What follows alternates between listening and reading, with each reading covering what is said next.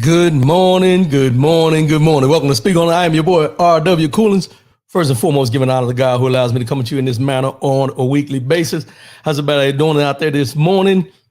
December 30th, 2023. 2024 is around the corner, y'all.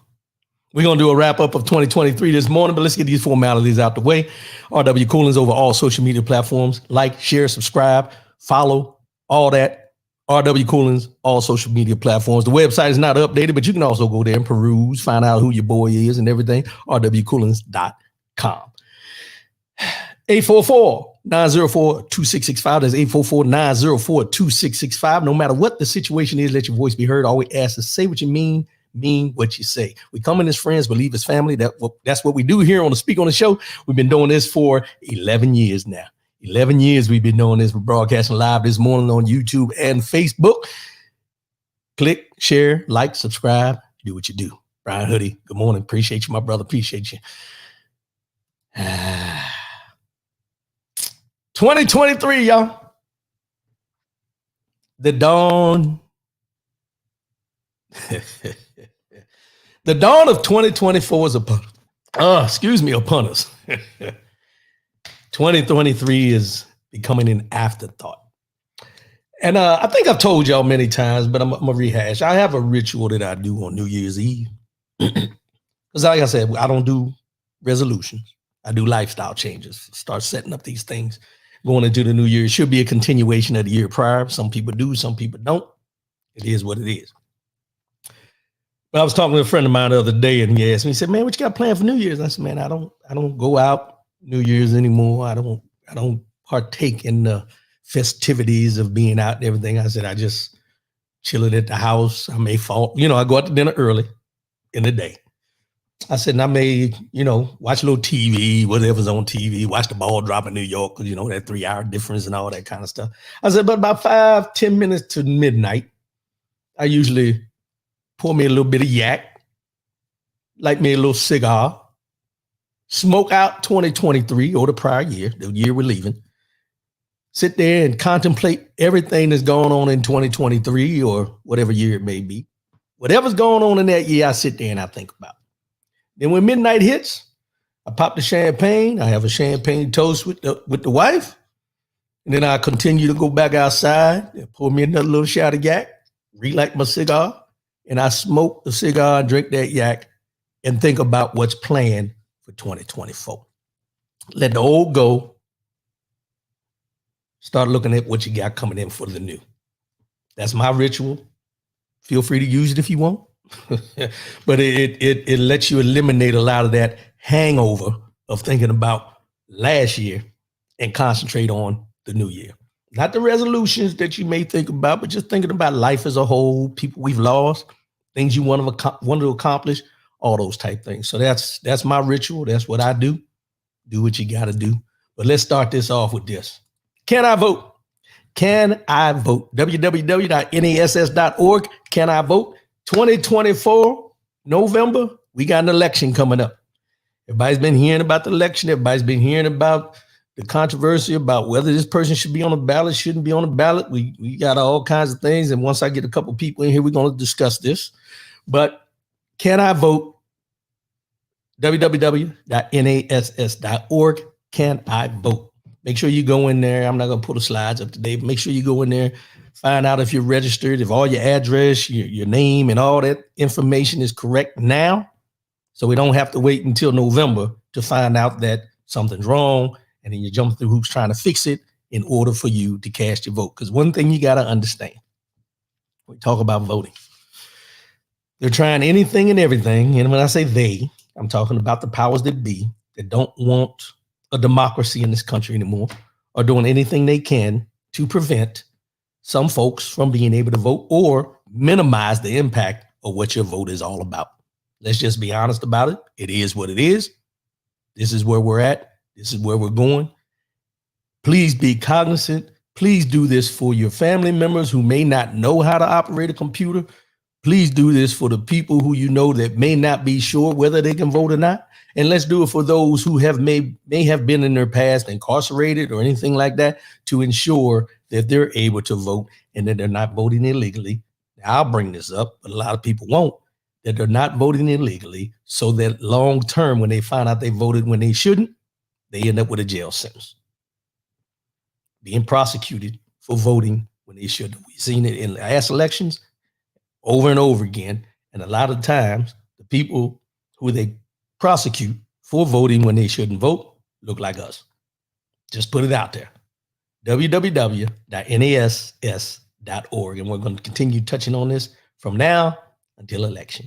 And I got some things we're going to be working on in 2024 as far as election, getting people out and making sure that our voices are being heard, making sure we're paying attention to what's going on, all the above. All the above. So, upcoming election. The only one we've been hearing about so far is the presidential election. Who's going to be on the ballot, who's not going to be on the ballot, if they're going to let people be on the ballot. But I seen something the other day that kind of threw me off. So we had Lauren Boebert, who's up in Colorado. And it looks like she's going to lose to a Democrat because he's raised more money and everything in the district that she represents right now. So rather than her continue to run in the district she's in, she has decided to switch districts to give her a better opportunity to win another seat in the Congress. Is it legal? Yes. Should it be? Well, if you see you're going to lose in one district, you decide to run for another district. These are the things that are wrong with our political system per se. You can be ready to lose in one area and you see you're not going to accomplish what you want to do to be voted back in, and you can run to another district and run. Even though, and here's the thing about that, you don't have to live in a district that you're running for, at least in Colorado. I'm not sure about all the other states. I'd have to read that. But you don't have to live in the district that you're running for Congress in order to be on the ballot for that district.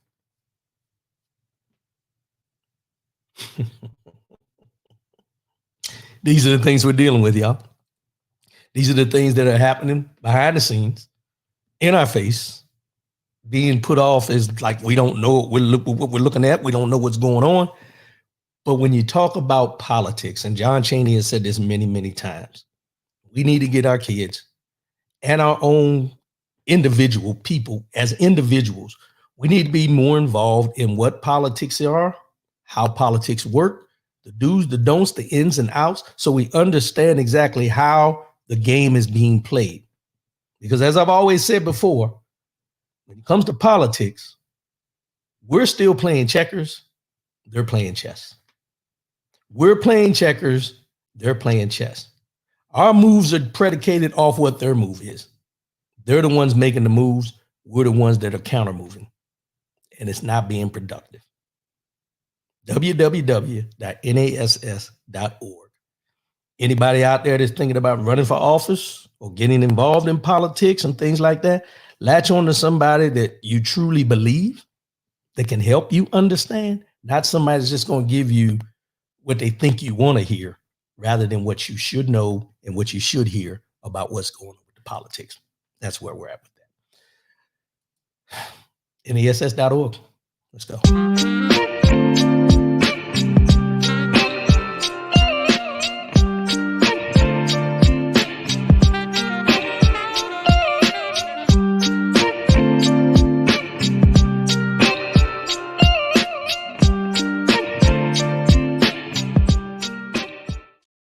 This is the 2023 wrap up. And as I mentioned, we've been talking about politics throughout this year. A lot of the shows have been based on what's going on in the political arena, what's going on with these indictments with the former president, what's going on. You know, we didn't get into what's going on in Israel and Hamas and all that, because that's an area that I'm not going to go down that rabbit hole in. But we also have talked about a lot of things on here when it comes to politics, as far as in the mainstream of what we see every day, how many things are trying to be overlooked, things are trying to be taken away in that aspect from a people, or the denial. Let's just start it with that. The denial of things that have happened in this country that they continue to try to remove from books, taking books off shelves, eliminating things from history lessons. They've also gone in and have taken out affirmative action, ended for colleges and universities as far as admittance in 2023. The Supreme Court is 6-3 to eliminate affirmative action for college entrances, colleges and universities. What does that tell you? What does that tell you? James Battle, good morning. Appreciate you, bro. Appreciate you. What does that tell you? So in 2023, we've seen more, and I'll say it in this terms. We have seen more taken away than we've seen given. We've seen more taken away than we've seen given. And we see the continuous cycle of them trying to eliminate more things than they're trying to produce with legislation and different things like that. One of the main things that I also seen the other day, and we've talked about this before, if you pay attention to the people who are running for president right now, one of the biggest things they continue to talk about is the Affordable Care Act, AKA Obamacare. And each year when election time comes up, they're talking about getting rid of the Affordable Care Act. And they always say that they have a better plan. But to this day, December 30th of 2023, and you can go back to when it was first put into place, when Obama was President Obama was in office. There has been nothing presented to us as a people, nothing put forward that can change or be anything close to what the Affordable Care Act has done for the people in this country. Let's just call it what it is. There is nothing that has been presented. There is nothing that has been said or shown to us to make us believe or show us that there's something that they have that is better or that they can change that's going to make the Affordable Care Act any better. Why? And I got a partner of mine I'm going to bring in right now, Reggie P. Good morning. What's going on, bro? Good morning. Good morning. What's happening? Nothing much. Sorry I'm late. Oh, you ain't got to apologize. It's normal. Hey. But we're talking about the Affordable Care Act, man. How they each year we hear that they're going to make it better. They're going to make changes, or they want to totally get rid of it. But we haven't seen anything to this date to show us that there's truth behind what you're saying. And you're not. And why is that? Because they don't have a plan. They don't have a plan that's better than the plan that's in front of them. So with that being said, now that I have you here to bounce this off of, if they don't have a plan to replace the plan or to better the plan, What is the main focus of trying to eliminate the plan? Anything Barack did, we got to make sure to eliminate it. And they always Anything, go ahead. and they always talk about the cost, but they never talk about the cost of what we're putting into Ukraine or the amount we're putting into Israel or any of those type things. But we can talk about, and here's the part that I think, and I'm going to speak to Republicans for a minute. Anybody Republican out there that's listening, I want to talk to you for a minute when I say this. When they talk about eliminating things like the Affordable Care Act or going after Social Security or Medicare, that is just not going to affect the people that vote Democrat. That's across the board. They don't have a plan for Republican. They don't have a plan for Democrat. It's for everybody. Absolutely. So when you hear these things, it's like, they talking about you too. They talk about you too. Yeah, they talk about you too. Yeah. What you said is exactly right. Anything they can do to hurt the Democrats, right? They don't understand. You're gonna be hurting yourself too. You're gonna be hurting yourself too. Why am I gonna throw a rock at you, right? And then you're gonna throw the rock right back at me. So we both gonna be hurt. I don't want to hurt you. I don't want you to hurt me. I don't want to hurt myself. So, but when you got such, and I don't want, and hate is a strong word. Disdain. There you go. Disdain. That's the word I use now. Sometimes you're a little bit smarter than me, man. I seen it in your head. I just brought it out. Ooh, that's ugly. I mean, it was up there. It was like a little floater. Yeah. But when you got such, and that word is disdain. Disdain. Disdain. I'm working on, I know. But anyway, when you got that in your heart, you don't care as long as you hurting who you want to hurt. Right. And like Battle says here, their hatred for Obama far exceeds the desire for people to have health care. Absolutely. And that's, I think that's the part that those people that they have that, and I'll say hatred in their hearts when it comes to this, because you can still hear the hatred towards Obama to this day. Absolutely. To this day. And anything he did, they want to overturn any way they can, no matter how many people it's going to affect. Now, this is what I always tell people. I didn't agree with things that President Barack Obama did 100%. Hell, I don't agree with any president and what they do 100%. How can you? I don't agree with you 100%. And we go way back. You see what I'm saying? But the problem I have with it is you may not agree with it, but what is the impact of who it's impacting and what is it good for? They never look at what's good about it. Everything is always the negative about it. Glass is always half empty. Well, there ain't no glass and ain't nothing in it. No glass is empty. No, it ain't no glass. It is no existence of fair and equality and equal distribution for anything here. I just give you a prime example. We're talking about healthcare right now. They're saying that there was something that came up in the Congress or the Senate, I can't remember, about limiting insulin at $35. Wow. $35 is what they want to limit it. That's the max. They voted against it. So anybody that has to take insulin or is getting that kind of care, they don't want you to be able to afford the care. They would rather you have to die than get the care you need in this country. Boy, hate is something else, ain't it? Hate is something else. These are political people who are supposed to be for the people. We the people. But when it comes to health care, you got to fight and claw. That's why there's so many things out here that talk about holistic healing.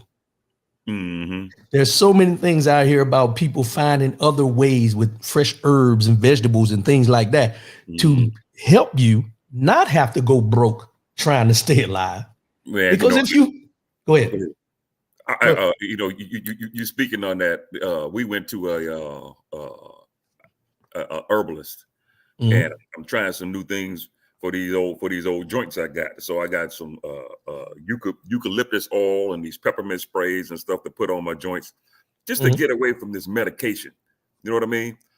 Because on enough stuff, all this medications you're getting, you don't know what it's doing, the after effects to your body. I can tell you. It's killing it. It's killing you. And here's the thing. And I had this discussion with somebody not too long ago. They give you medication. And what we do is we receive the medication because that's our normal practice. Just like when we were active duty.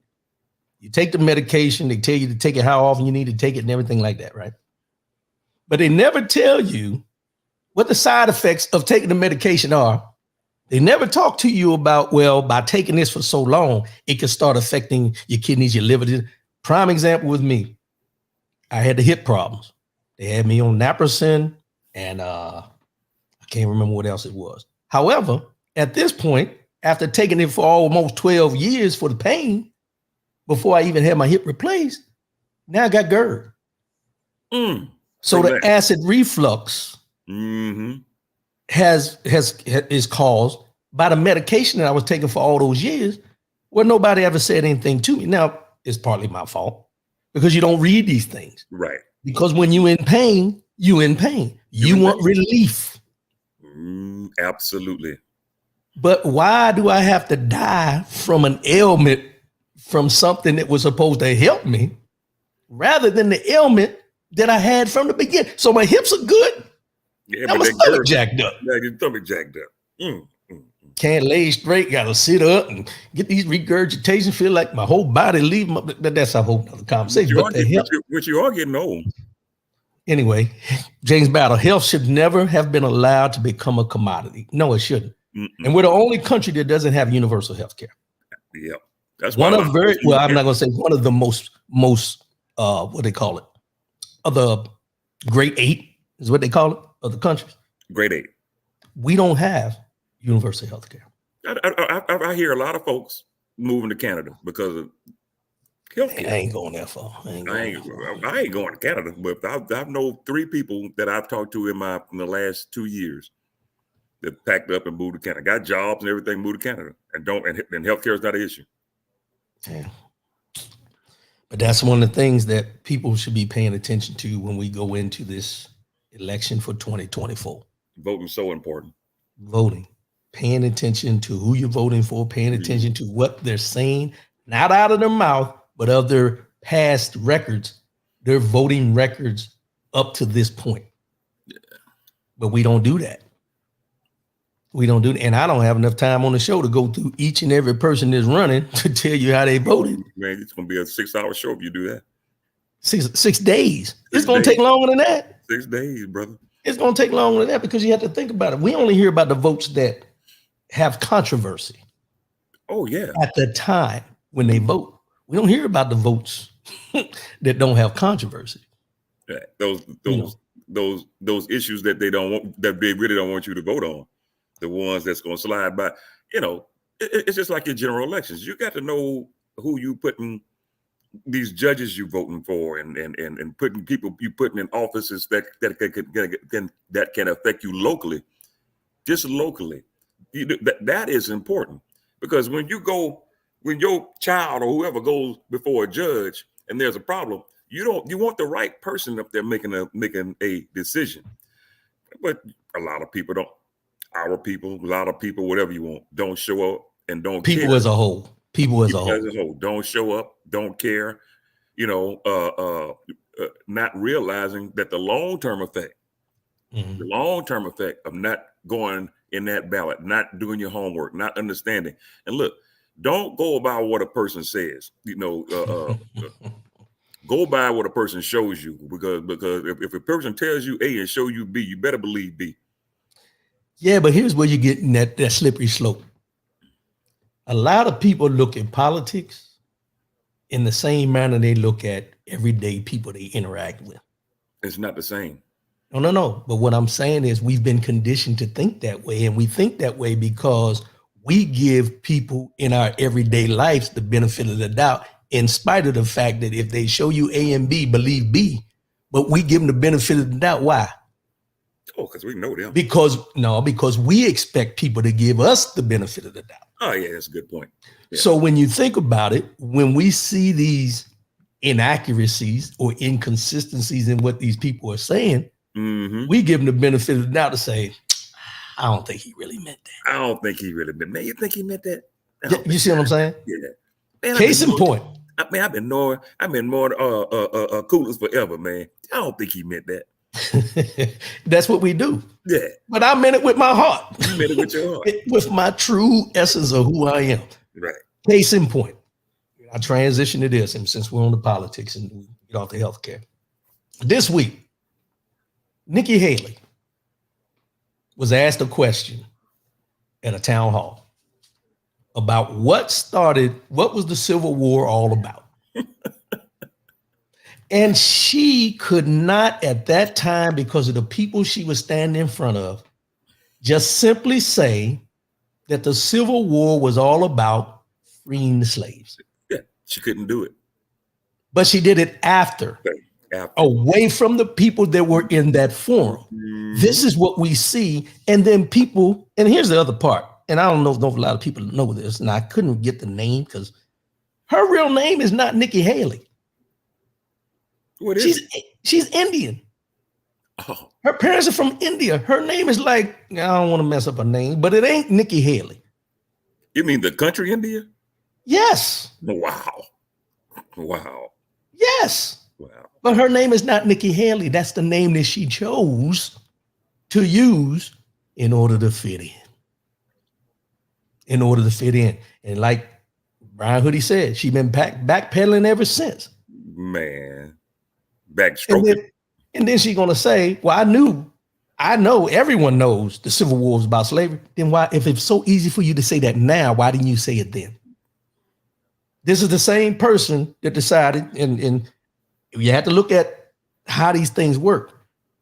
She was the one that was over South Carolina when they decided to take the Confederate flag down off the Capitol. Absolutely. Right? Mm-hmm. However, why did she do it? It shows you that she didn't do it because of the standing of what that flag stood for. She did it for the simple fact that she was trying to get more votes from people. She's trying to get the votes. And set herself up for where she's at now running for president. She's trying to get the votes. Absolutely. Another kid in another town hall asked, excuse me, because I know my wife probably listens, so I say asked her. Gotta have your vernacular right. But this kid asked her specifically, I just went blank, bro. Oh, why did she serve on President Trump's, thing if she feels that strongly about what he's doing wrong now or what he did wrong while he was there? She couldn't answer the question. Couldn't answer the question. But she also said that if she becomes president and he gets sentenced, she'll give him a presidential pardon. Boy, she's playing both sides of the fence like a mug. But we see it. Oh yeah, but they don't. Yeah, I agree with James JB right there. These are the things that we've been suckers before. We've all had instances where somebody can say, "You've been an all-day sucker." Let's just be real. All day, right? Whether it's been in a relationship, whether it's been in a friendship, whether it's been at a car dealership where you drove off the lot with a lemon at an interest rate of 20%, any of that kind of stuff. Somewhere, somehow we had. Mm-hmm. But I'll go out on a limb and say after so many years of being a sucker, per se, eventually you realize I need to pay more attention to what I'm signing, to what I'm agreeing with, for who I'm interacting with, who I get in relationships with, all the above. You got to look at the fine print, brother. The fine print. And the fine print is, to me, if I'm watching these things, if you say something in this arena that you can't say in that arena and the next arena, and your message changes whichever arena you're in, you're going to wishy-washy. You're not a chameleon. No. You're fake. Right. You're fake. Yeah. Because you can say the same thing and just use different verbiage.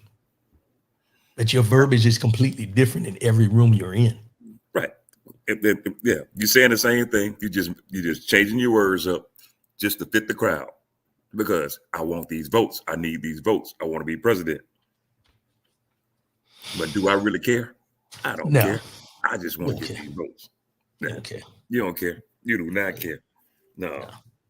It's going to be interesting leading up to November. It's going to be very interesting, and y'all can guarantee that I'm going to be on every story I can find to be able to talk about this on Saturday morning. And y'all may get tired of it. Y'all may get tired of it. But if I don't give it to you, where you going to get it from? Okay. Because a lot of y'all don't watch the evening news. You know what? I'll do the research for you. All I say to you is that, and I'm not begging you, but I'm giving you an open invitation. Every Saturday morning, 10 a.m. Eastern, 7 a.m. Pacific, I'm going to bring you whatever you need to hear as far as what I see is important for us to talk about. Cut out the middleman. Come straight to me. I got you. I got you. I think we all know that. Sometimes you got to put it out there. It's like a commercial. Your track record is decent. Your track record is decent. Yeah, well, I've been beat a couple times in that 100-yard dash, but I'm working on it. I'm working on my sprints. Yeah, I think I got you once or twice. No, you didn't. So anyway, so this year, man, we had some good conversations on here. Let's start with the barbershop talk. Male vulnerability was one of the conversations we had. That was a good show. And we also had conversations about mental health. From your view, and I'll say it this way. When we talk about mental health, we talk about male vulnerability. And I know where you're at as far as what you're dealing with and everything like that. But I guess my biggest question is, if you were to talk to a 25-year-old Reggie Pirro, knowing what you know now about your mental capacity, your mental health, your male vulnerability, and everything you've learned over those 30 plus years since, right? Not to put your age out there, 58. What would you tell your 25-year-old self?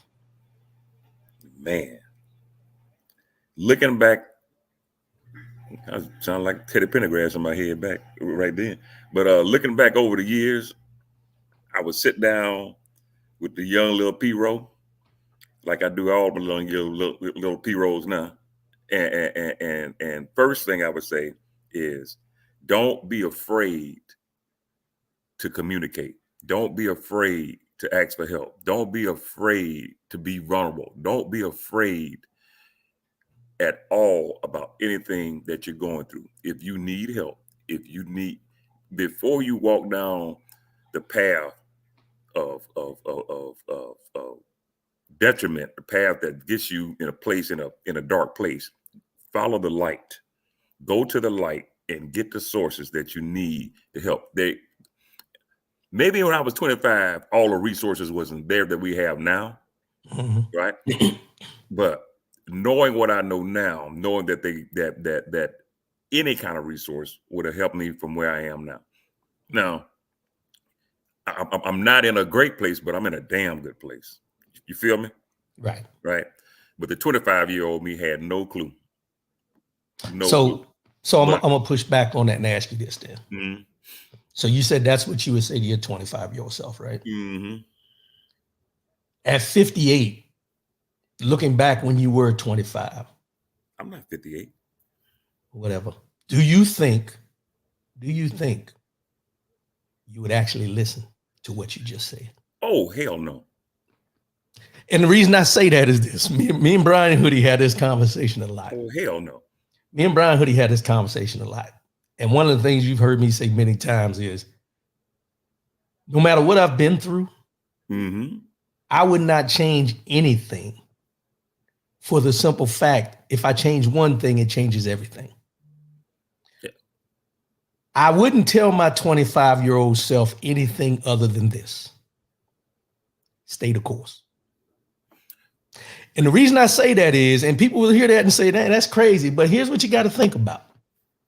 I would tell my 25-year-old self, stay the course, because in those trials and tribulations you went through back in those days that you didn't know how you were going to come out, To know that your 58-year-old self came back and gave a message to you at 25 and said, stay the course. That means that you're still going to be here. No matter what's going on, them days where you felt there was no hope, them days where you felt you just wanted to give up, stay the course. Because no advice I'm going to give you at 25. You're going to listen to. You're going to listen to. Because it's going to be too intricate, because what you're going to try to do is try to impose what you know now on the person. What person, you know, people always say, boy, if I can go back in time, only if I would have listened to my mama. But if you would have listened to your mama. No, you're missing my point. No, I got it. I got it. But I couldn't listen to my mama at 25, right? What? You ain't listened to it at 18. I ain't listened to it at 18. Well, you probably ain't listened to it at 12. Let's be real. Yeah, I wasn't listening at all. She was trying to give me what I needed, but right, she was spoon feeding me what I needed, but I wasn't opening my mouth and swallowing it. You feel me? So then the question would be this: how much of what your mother tried to put in you at a young age are you putting in your grandchildren at this age? I'm doing exactly that. That's my point. I'm spoon feeding. Now, whether you gonna open your mouth and chew it, but I had to have a conversation with a 19-year-old this morning, right? Spoon feeding you what you need. Now, whether you gonna open your mouth and chew it. But that's why I said, for me, knowing everything that I've dealt with all these years, I think trials and tribulations, ups and downs, the wins and the losses, because sometimes we only concentrate on the losses. The wins and the losses. Wins and the losses. The biggest thing I would say is stay the course. As my friend Pastor Page always just says, you kept your hands on the plow.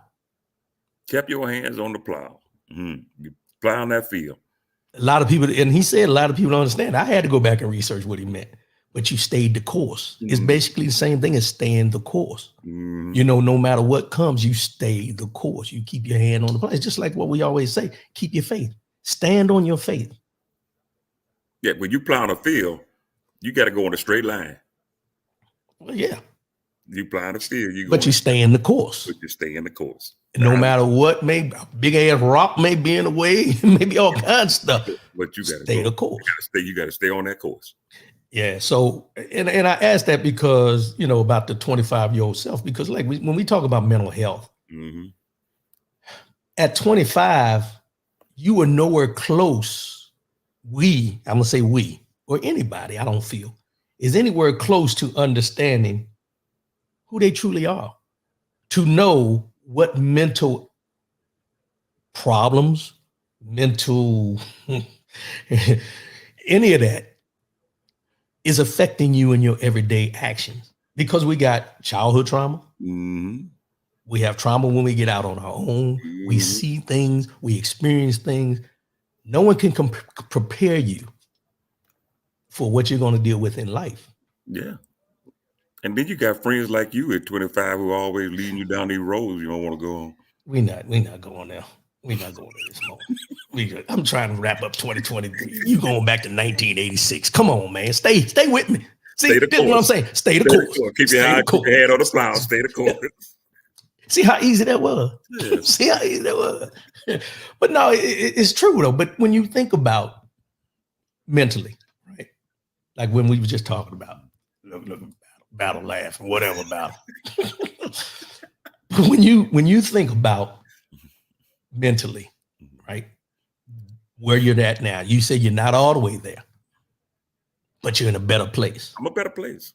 So here's a question I ask, because when we talk about mentally, we always say I'm in a better place, but I'm not where I need to be or where I want to be. How do you know where you're supposed to be? I don't. So how do we, but that's the reason I asked that is we make that statement of I'm good, but I'm not where I want to be or where I need to be. But my question is always, when I hear that, is where you trying to get to? Well, if I'm satisfied with where I'm at, I can never get better. I can never go higher. I can't. True. So of course I don't know. But in that life? That's life. I don't know where I'm supposed to be. Only God knows that, because he's already laid the path. Right. but I can't say stagnant. Right. I can't be satisfied, right? I'm good, get me wrong, but I want to keep going. I want to keep going. I want to keep going. But how I do that? If I stay right here, there's no growth. So when I say I'm good, I'm in a good place, but I want to get better. But I want to get better. There's more that I want to do. You know what I mean? So I'm gonna ask this, and I'm not a mental health professional, but I'm gonna ask this question. Are you sure? I'm positive, but I'm gonna ask this question. I'm gonna get a couch, but here's the question I'll ask. Got some pajamas. So if you're at a point where you're like, I'm good right now, but I know I need to get better, go back to when it went bad for you. I always do. Right, but my question is it just one incident? Or is it a multitude of them that we chose to overlook because we thought this is just a part of life? You see what I'm saying? Oh, yeah. So that's why I asked that question. We all got to go through something to get where we need to be. Is contentment and satisfaction the same? Brian Hoodie, it's too early for that, bro. It's too early for that. But it's a good question. I don't know. I ain't even had my tea this morning. Got a question like that, but I don't know, man. No. Let's stick on that for a minute. Let's look at that for a minute. Okay. To be content and to be satisfied, are they the same? Give me your opinion. I'll give you mine. I'm trying to think. Because for me, you know how I am. I had to pull out a dictionary and see what contentment means, satisfaction, and look at the definitions first. But I think sometimes, bro, it's too early for this, man. What I tell you what, Brian, chime in and let me know where you stand on it. Because I don't know. I honestly don't know. And I'm not going to act like I do. I'm not even going to make something up on this one. No, I can't. I'm with you because you can look at it two different ways. Are they the same thing or are they different? And if they're different, how are they different? You know, because look, am I content with my life? Am I satisfied with my life? Are those the same thing? I don't. You tell me. You said it. I didn't say it. Brian said it. Let me put this disclaimer. Hold on for a minute. Disclaimer out here. R.W. Coolins is not a certified mental health specialist. He's not. I ain't none of the above. I don't know. I can honestly say I don't know. And that's one of those things where when we get to having these conversations, those are the questions that we have to have involved in these conversations. Because we I don't know, man. Sometimes we get so caught up in the status quo. Check this out. Go ahead. Definition of contentment. Okay. A state of happiness and satisfaction. Okay. Now look up satisfaction. Since you all in the battle, said he don't think they're the same. Satisfaction, fulfillment of one's wishes, expectations, or needs, or the pleasure derived from this. So they're not the same. They're not the same. Well, they're not the same, but in order to be content, there's a simple side of satisfaction involved in that from what that definition you read. Right. In order to be content, you have to be satisfied.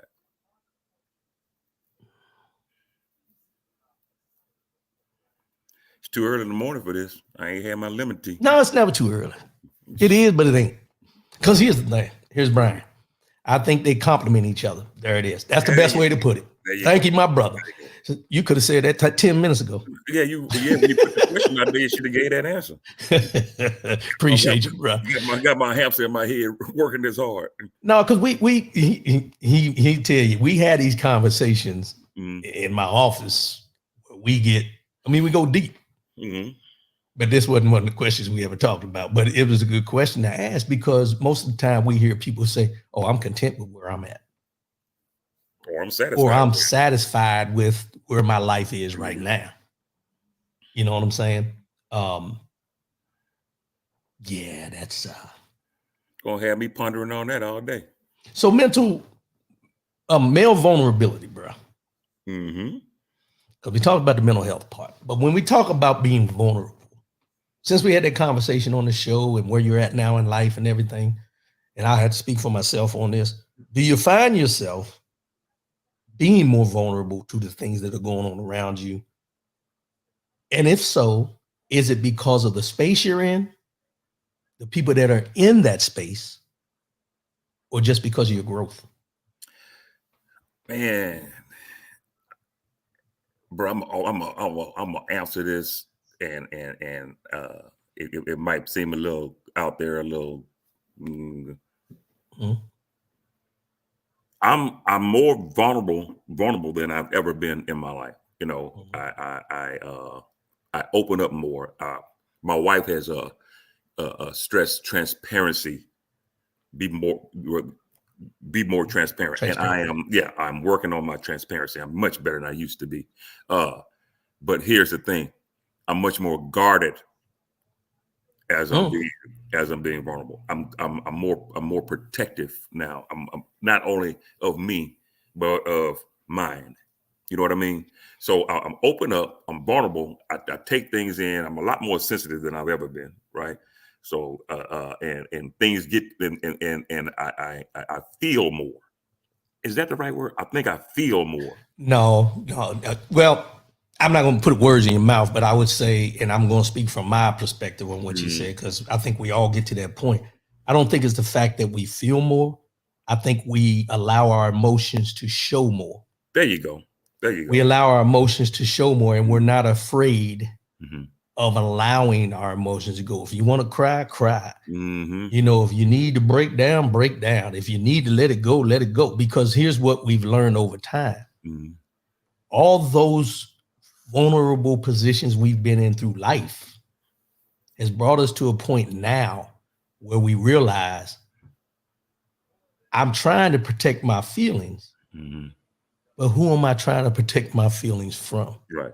Because if I can't be vulnerable towards the person that I say I love, and I've taken vows with, or the woman who birthed me, or my brothers and sisters, if I can't be vulnerable towards them or let them know where my vulnerabilities lie, what am I doing? What am I doing? Yeah. You know what I mean? It sounds crazy, but the thing is, it's like we talked before. There's things me and you have talked about that we probably haven't even talked to our brothers about. Oh, absolutely. So, but here's the thing. Does that come into a trust factor, or does it come into a more familiarity of what you may be going through and I may be going through because of the way we came up through the military and our close proximity to being in the same environment at the same time? I believe that plays a large part in it, right? I think it's more of a trust factor, right? I could trust you. I don't think it's trust though, and I don't mean to cut you off, but I don't think it's trust, because see, when you say it's a trust factor between me and you rather than our brothers, our blood brothers, I don't want to use the word trust, because then it puts in there's a type of, I can't trust my brothers to. No, I don't mean to cut you off, but no. When I say trust, right? It's not that I could trust your opinion more than my brother, right? I could trust your understanding. Oh, okay. Well, if you put it that way, yeah, and that's where I was going. It's the understanding, the trust that you can understand where I'm coming from, because of the path that we've gone down in life together. Yeah, because when you say trust, it's not that I don't trust you more than my biological brother. Right. I trust your understanding of who I am. But some people will say they trust somebody more than their own biological brother. You know, Cain killed Abel. Cain killed Abel. Cain killed Abel. You know, but I mean, yeah, you got it there. But no, and that's why I say, and I'm glad you cleared it up, because sometimes, and the only reason I jumped in with the trust thing is because sometimes when we hear trust, it's like they're not trustworthy. Right. You know what I mean? Right. And that's why I wanted you to clear that up. Okay. And that's cool.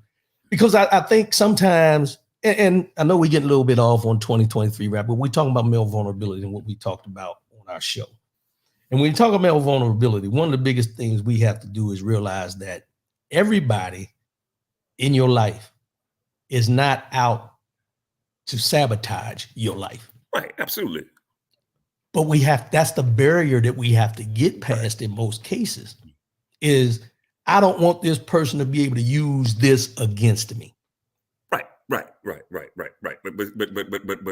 But here's the thing, and I could be wrong on this, but we're at a point in our lives now, right?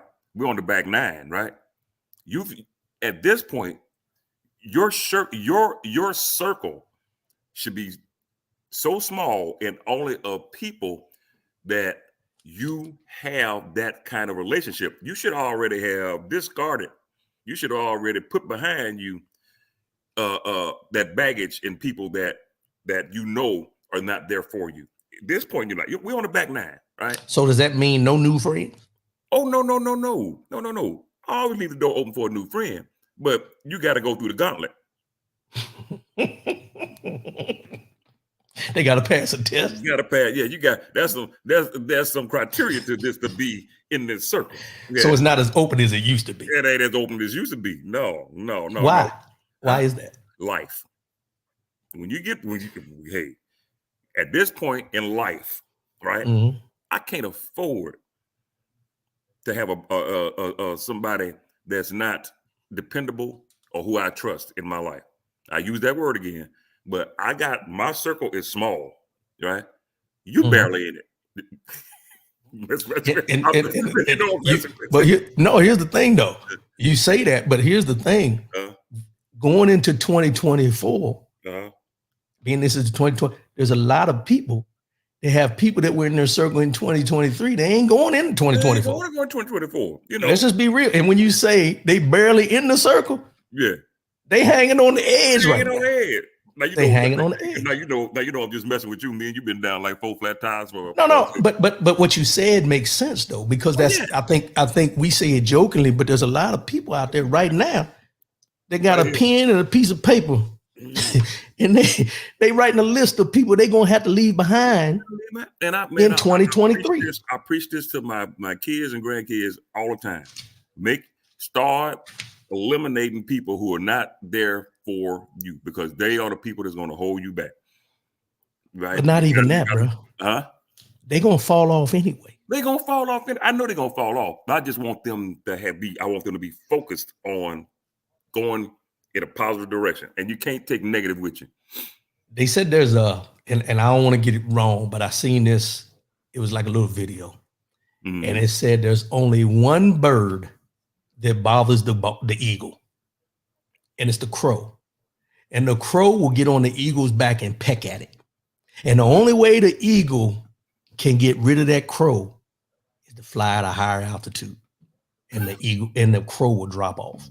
Wow. So they use that to tell you that as you rise in your life and as your altitude begins to grow, some boats gonna be all dropping off. People gonna fall off. They're gonna drop off. Yeah. But the problem is this.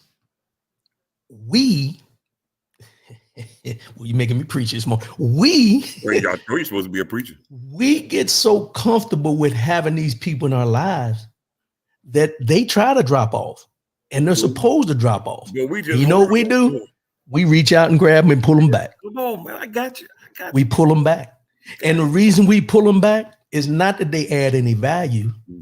It's a comfort zone. It's a comfort zone. It's a comfort zone where we hold on to people too long. You stumbling you stunting your growth because you're comfortable. Are you content or satisfied? Well, and it goes into this. Not only are we talking about friends, but you're talking about relationships, whether it be family, marriages, work. Yep. Some people will hold on to a job simply because the money they're making, but they stress, they losing their hair, they got medication they on to be able to deal with it. You got people that are in relationships right now going into 2024 that know they should have left it in 2022. True, 2020. Well, that too. But I say that because when we talk about male vulnerability, when we talk about leaving things in the past, we get so caught up in trying to appease everybody. We don't want to be the bad guy that we end up holding on to things that we know are no good for us. Or let it go. Like when we were bachelors. Let's just go here for a minute. and we had that carton of milk in the refrigerator that had an expiration date, but we never dumped it out. You know what I'm saying? You know the milk bad, but you don't get rid of it until that one day you decide you want some cereal, and you pour it on that cereal, and you like, damn. And now you got to pour it out because you tried to use it. Right. The expiration date had already passed, but you held on to it just to say you had some milk.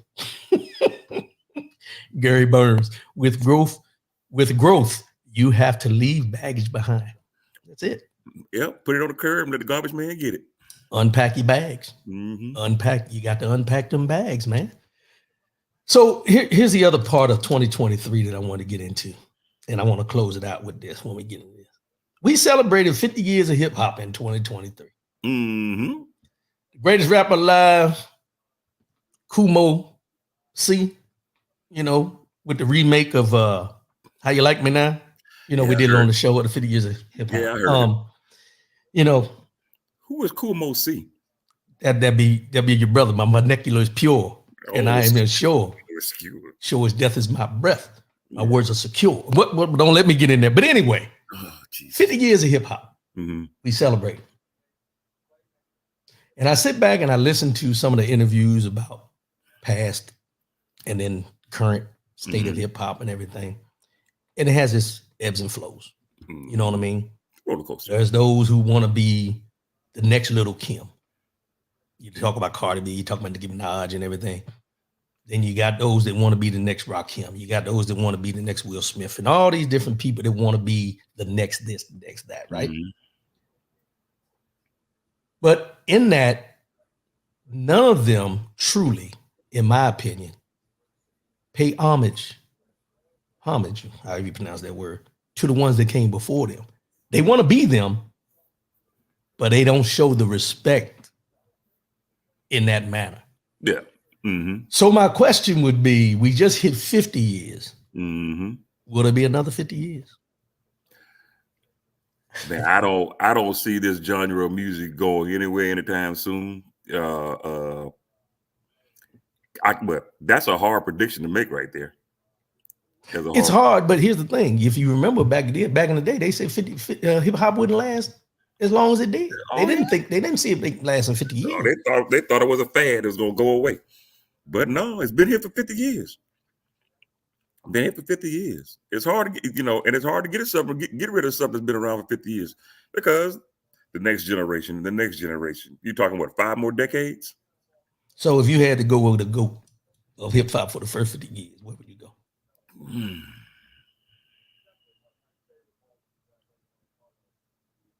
Man, I'm gonna always go with Pac. I can see that, and I feel the same way, but he don't have the catalog.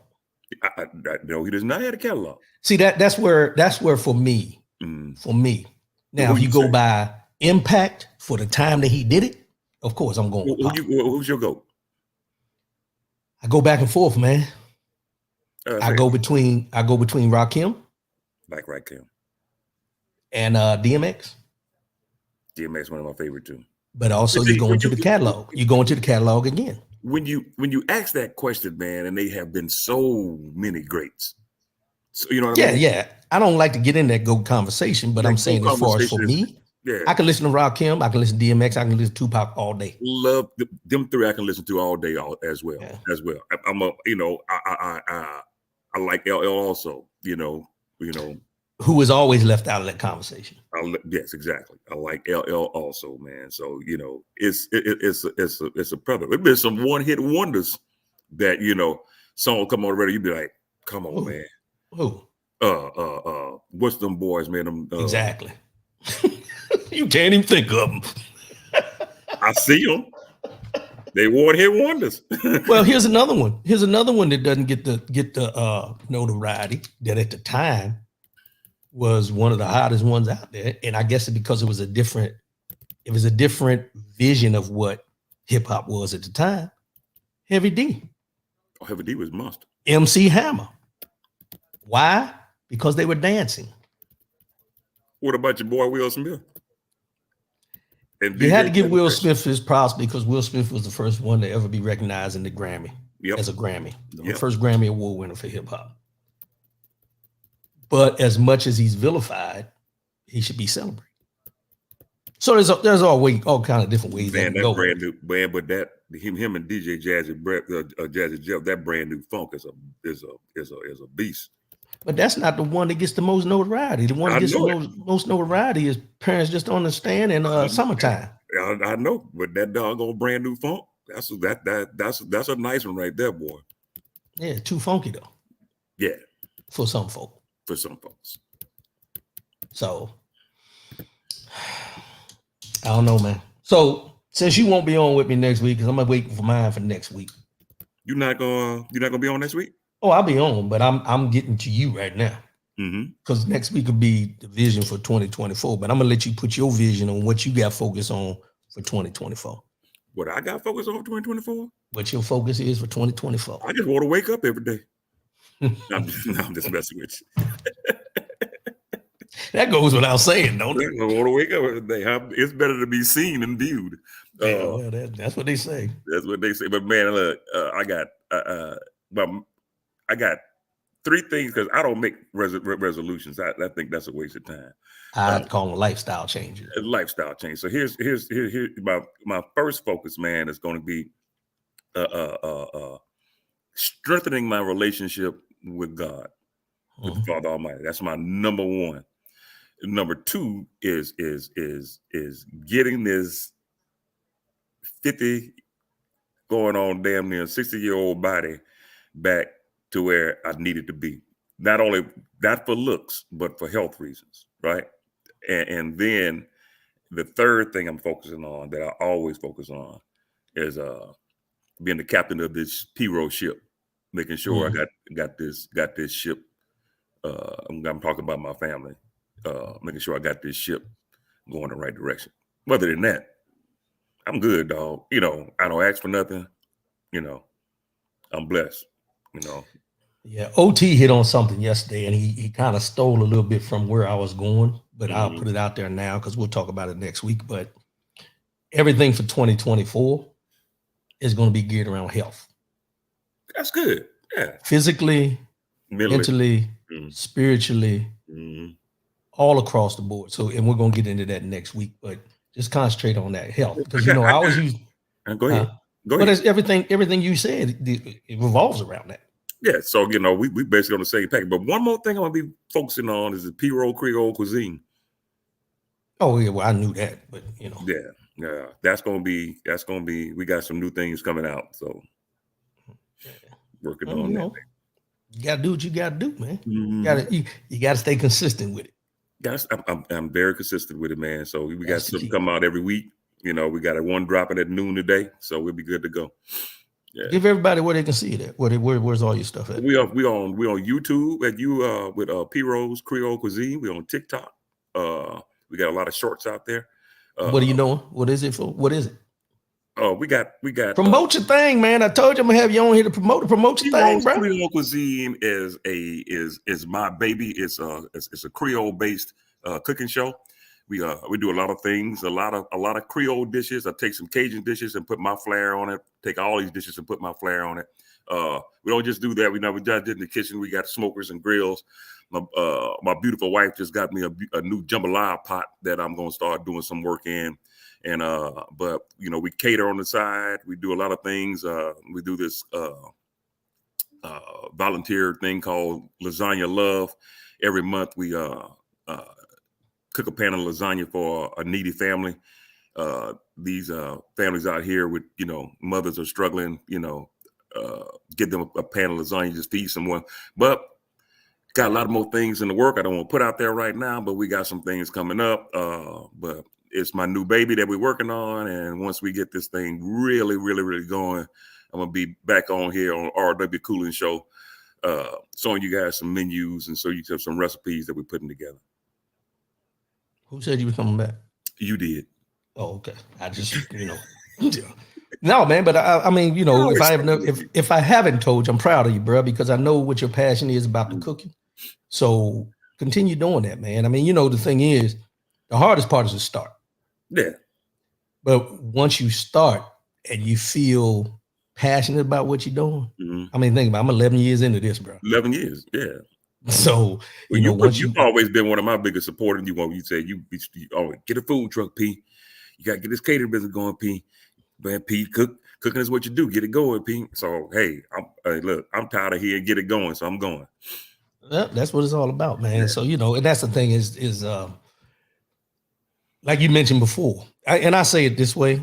Mm-hmm. A lot of people don't like to hear it this way. I got more summers behind me than I got in front of me. What you talking about? Got more summers behind me than I got in front of me. Mm-hmm. But I'm not going to sit back and let those summers pass me by without enjoying every winter, fall, and spring. You know what I'm saying? I got every day has to be celebrated. Every day has to be taken into account. Yes, sir. As you mentioned before, jokingly, looking forward to waking up every day. Every day.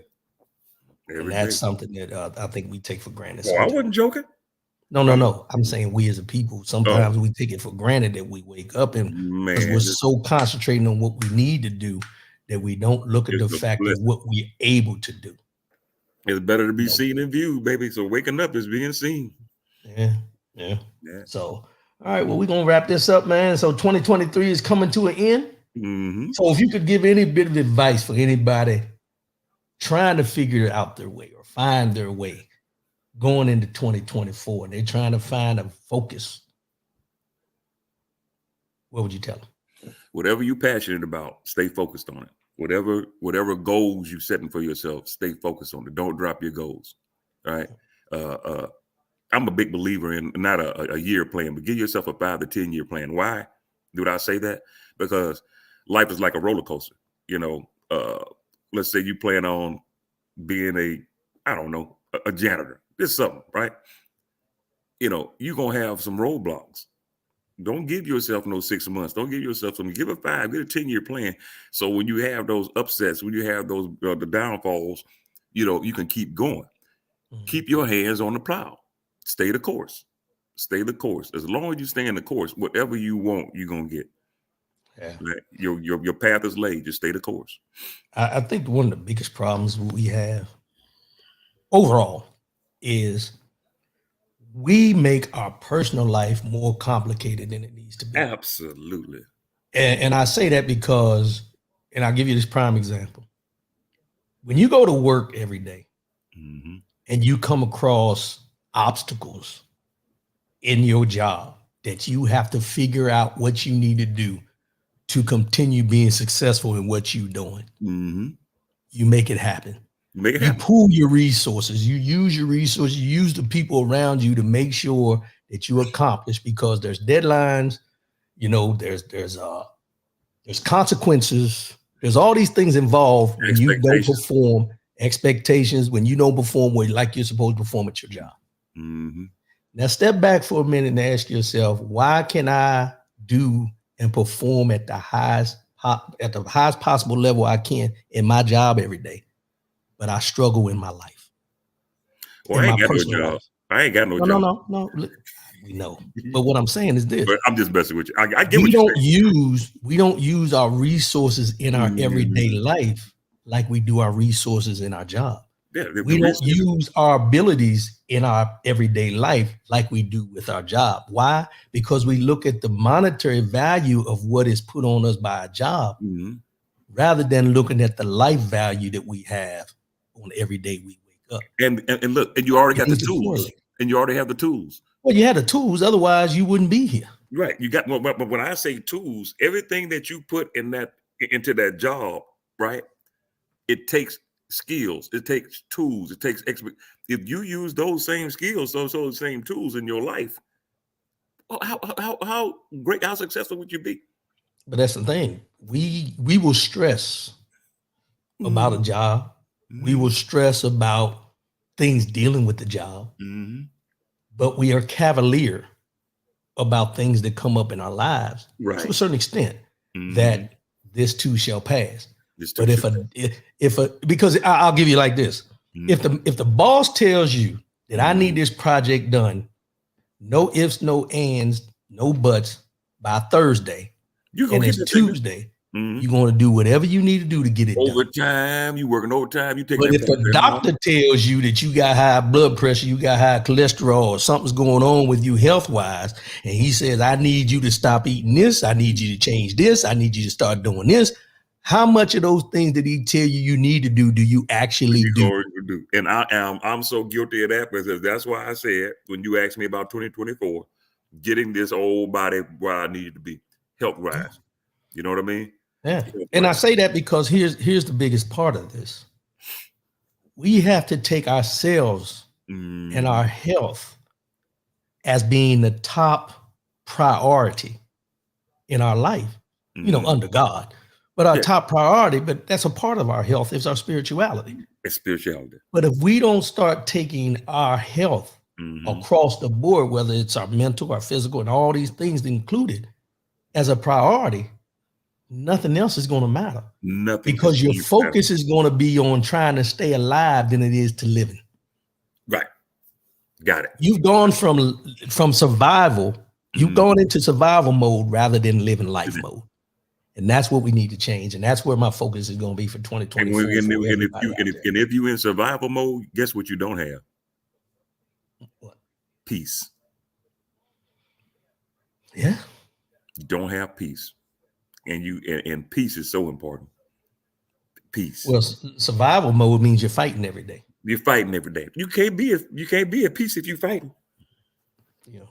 Survival mode. So let's give everybody out there opportunity to think about that. But we'll be back next week and we're gonna get into it a little deeper. I don't have my notes and everything, but I'm gonna hit y'all with some things that we really need to start looking at in 2024. The politics and the election and all that. Yeah, it's important. But it ain't gonna matter if you ain't here. It ain't gonna matter if you ain't here. It ain't worth a damn. If you ain't here, it is what it is. So I appreciate you, bro, this morning. I appreciate everybody's support. I appreciate everybody for tuning in every Saturday morning, 10 a.m. Eastern, 7 a.m. Pacific. 11 years in the making. That's what we do every Saturday morning. Also, we got the barbershop talk because we're gonna continue going. I'm looking at every third Saturday of the month to do the barbershop talk, and also including a women's conversation. Ain't came up with a title yet, but I already got 3 or 4. I have 4 women that are going to be on that panel. So we're working that. We're going to have that show kicking off probably sometime in January. So we got it going. We're going to keep it going, and we're going to have some conversations that you want to hear, that we need to hear, that we need to talk about. So, bro, any last words before we get off here? Big Al, appreciate you, bro. Thanks for tuning in. Love, peace, and happiness. Love, peace, and happiness. Love, peace, and happiness. All right. As I always say before I sign off, love yourself, love one another, keep your head up, and most definitely, keep your faith in God. I'll let y'all next week. Happy New Year. Enjoy yourself. Be safe out there. And we out. Peace, brother.